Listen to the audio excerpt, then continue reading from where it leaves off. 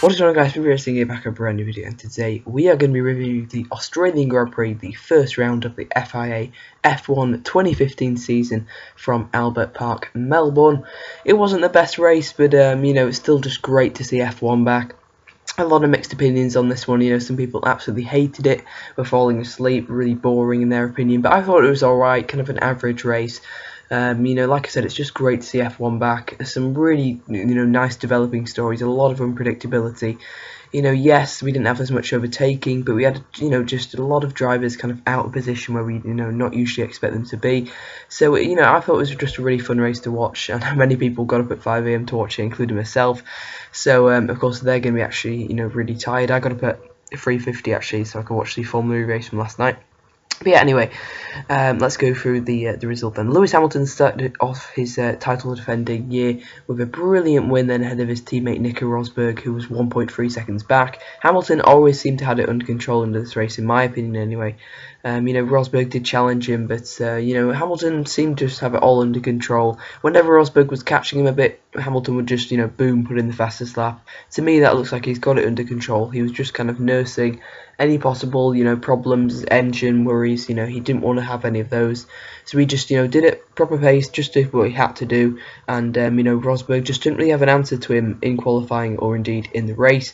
Although I'm sure Rosberg will be back in Malaysia, China, Bahrain, he's got to try and, stop, because we could just see, a momentum run of Hamilton just, picking up these wins with superior pace. But it was good to see, Rosberg only 1.3 seconds back. It's definitely not the end. I think some people are just kind of giving Hamilton the title now, although I still think he's going to win it. I don't think it's going to be a complete walkover, and I think we should, keep faith in Nico Rosberg when he can, at least challenge him in a few races, if not for the championship, at least, let's hope he can do it in a few races. At third place was Sebastian Vettel in his Ferrari, getting a podium on his Ferrari debut. It's a perfect debut for Sebastian Vettel. It was just an amazing race. He started in fourth place and was, in fourth place for the first stint. Ferrari made a brilliant strategy call for once to actually stay out. They let Felipe Massa pit, move on to the medium compound tyres, while Vettel stayed out onto worn softs, put in some really good laps. Massa was held up a bit by Daniel Ricciardo. Sebastian Vettel managed to pit on the medium compound tyres and come out ahead of Felipe Massa, but he managed to kind of maintain that 3-4 seconds gap all the way through the race.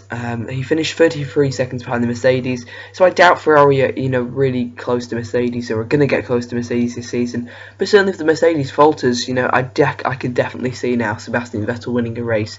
I'm going to put a prediction out there that I think, if we get another kind of Canada, Hungary, Spa race from this year, then I'm going to be counting on Sebastian Vettel, I think, to be picking up the win. Of course, he'll be challenged by the person who finished fourth in this race, and that was Felipe Massa in his Williams. Unlucky not to get a podium today. He clearly just didn't have the pace we've seen from him before. Maybe just never kind of got into a rhythm. We didn't really see much from him all weekend. He kind of got a surprise third place in qualifying, but did look a bit off pace in FP2, and that's kind of what we saw this time. The Williams, although looked quicker than the Ferraris in qualifying, their race pace wasn't quite as strong, and Ferrari just had something else, something extra in kind of the second and third stints. But Felipe Massa didn't have, the second stint. Of course, this race was just a one-stopper for many of the cars. We'll come down to a few later on, but had two. But Felipe Massa then in fourth, but behind them was a massive surprise. As in fifth place, it was Felipe Nasr in the Sauber, a fantastic race for him. He survived an early contact with Pastor Maldonado, which put him out of the race. But Nasr kept on going, and he just somehow managed to hold on to fifth place, and comfortably as well. It wasn't like he was holding everyone up in a massive train. It was kind of like that for the first stint, but after that, he just bolted on the medium compound tyres and just really got into a really nice rhythm, proved all the doubters wrong, because I saw so many people doubting his performance. They thought Palmer deserved the seat, but I said all along, Felipe Nasr is a talent, and I'm sure it's going to shine through, but even I didn't believe he'd shine through this much. Fifth place, 10 points for Sauber, obviously 14, sorry, I'll come on to that in a bit. But yeah, fantastic race for Felipe Nasr. This could be a really, really strong year. Let's hope it's not a one-off for Sauber. We've seen before, like with McLaren last year, some people just have a really great result in the first race, and then, to completely disappear. Behind them was Ricciardo then, and Hülkenberg. Ricciardo, just pretty average race for him. Of course, he was just doing a really good job to just kind of outperform that Red Bull. Of course, we didn't have a teammate to compare it to, so we couldn't really see what a great job Ricciardo was doing. But I know he was doing a really good job to bring home 8 points. Red Bull aren't going to be very happy with that, but, you know, Ricciardo did all he could have done. Behind him was Nick Hulkenberg then, as I mentioned. You know, we didn't really see much of him. He that Force India not having too much pace, but somehow he kind of capitalised on other people's errors and problems to come home 7th. Marcus Ericsson did a 2-stopper, pitting later on for the soft compound tyres. He managed to get past Carlos Sainz Jr. He actually pit on the first lap. I don't think he had any contacts. He just decided to pit under the safety car. I'll come on to why there was a safety car in a minute when I get down to Pastor Maldonado. Carlos Sainz Jr. was in 9th. A really good race for him. Should have been on for 7th place, definitely in this Grand Prix, but kind of had a lack of power early on. Then he had, you know, a really slow pit stop with a wheel gun failure. So that lost him what, a good 15-20 seconds. If he wouldn't have had that, pretty sure he'd have been up there with probably past Nick Hulkenberg in 7th. Shame for Sainz, but I'm sure he'll be back in Malaysia hunting for a good result. Sergio Perez nicked the last point then after coming off the back of some contact to Jenson Button, who finished down in 11th. The first race for McLaren Honda not going exactly how they wanted to, but they'll still be happy to get to the end of the race, albeit not in the points, and very, very far back. Let's go for the retirements then. Well, Kimi Räikkönen had a pit stop failure kind of thing. He had a tyre but was not screwed on right, so he just pulled over to the side of the track. Good to see he pulled over before it came off. You know, but nonetheless, not a good race for Räikkönen. It should have been a really cracking race. He started 5th, looking like he should have been 5th, but then after turn 1 he fell back after contact with his teammate. He fell back to about 8th. He was coming through the field, would have probably got 5th had he not got that pit stop failure. So you know, really unlucky for Kimi. He actually had 2 really slow pit stops. His first stint lost him a lot of time, then his second, of course, put him out of the race. Below him in 13th, also not finishing the race, was Max Verstappen. Doing really, really well, on for a strong points scoring position. He just pitted onto the soft compound tyre, so who knows, maybe even kind of 6th, 7th place I predict Max would have finished. But yeah, again, he just had some kind of, you know, problem. Engine gremlins, we're not quite sure as of yet.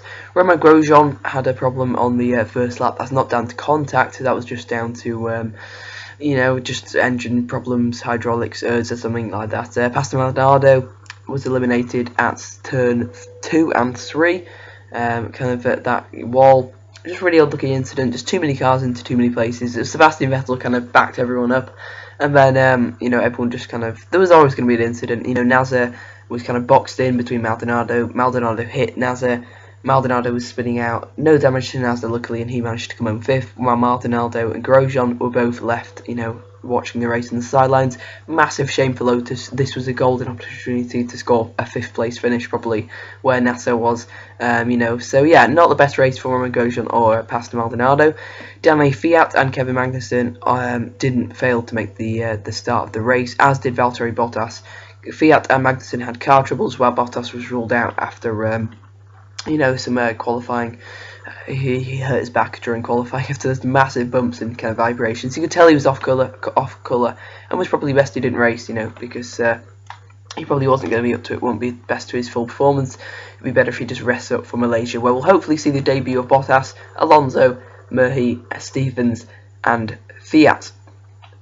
So then, overall, what should I give the race? Probably going to give it a 4 out of 10. It was not the best race. It was probably down to, you know, not as many cars. I enjoyed it more than other people. I mean, I really enjoyed it. Like, enjoyment rating was just like 9, but actual race rating overall was probably a 3 or a 4. So you guys can let me know your race rating out of 10. My kind of driver of the day is definitely Felipe Nasr. Of course, the Drivers' Championship is just exactly the same, and of course, Mercedes are leading the way in the Constructors' Championship, ahead of Sebastian Vettel, of course, and Kimi Räikkönen in the Ferraris, and of course Sauber, I believe, are in 3rd place somehow. So yeah, incredible result for Sauber, incredible start for Mercedes, great job from Sebastian Vettel. So yeah, driver of the day Felipe Nasr, and race rating, I'm going to give it a 3.